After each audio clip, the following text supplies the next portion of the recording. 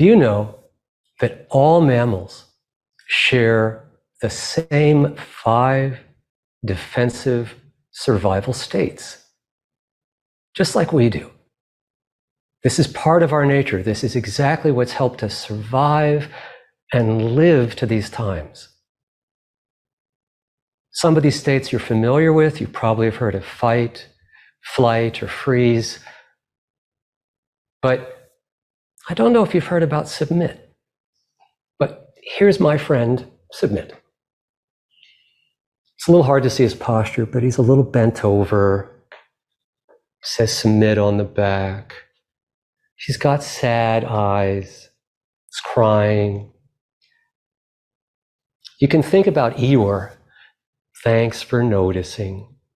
Submit has the energy of, I'll just go along with anything that happens.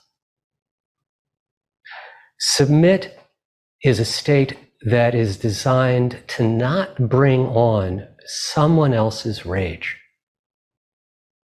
So if you're in a situation where the other person has a tremendous amount of fight energy, if you start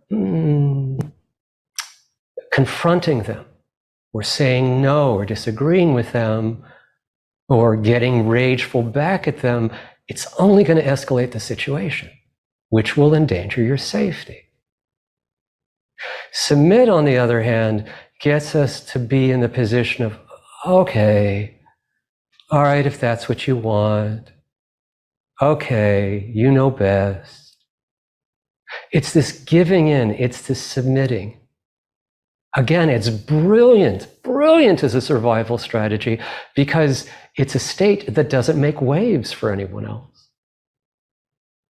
But inside, the person who's in the state of submit feels horrible. They feel depressed, frustrated, powerless, worthless.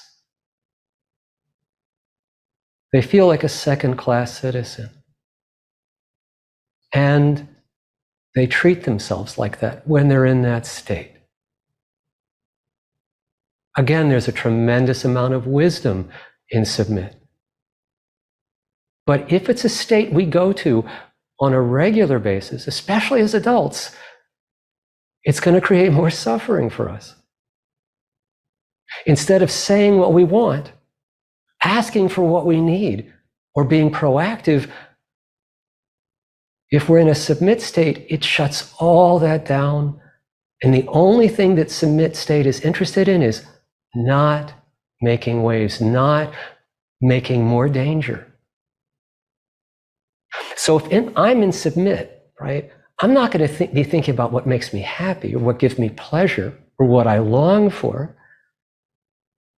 When I'm in submit, I just want to not be hurt anymore. So it's a state, a very contracted state, if you will, to live in. One in which our expectations for ourselves and our own life are very diminished.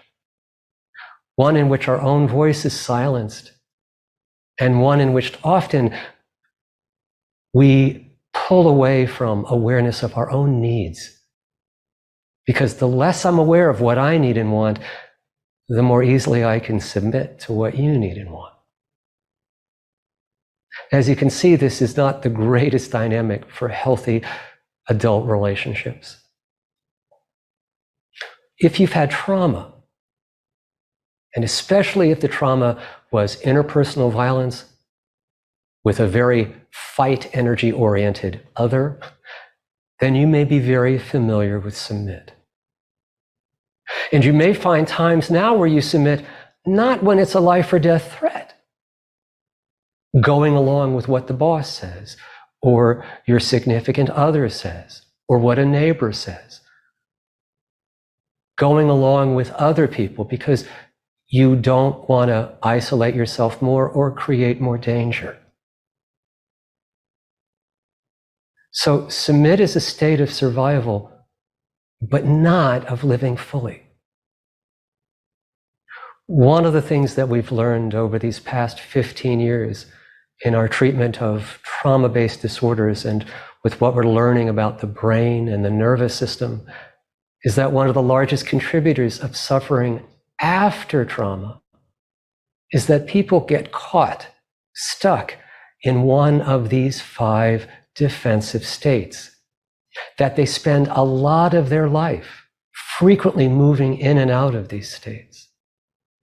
And in so doing, your whole life energy is going towards protecting you, and hardly any of it is being able to be devoted towards fun, pleasure, growth, life, because your nervous system is going to be more concerned about survival over fun, survival over pleasure.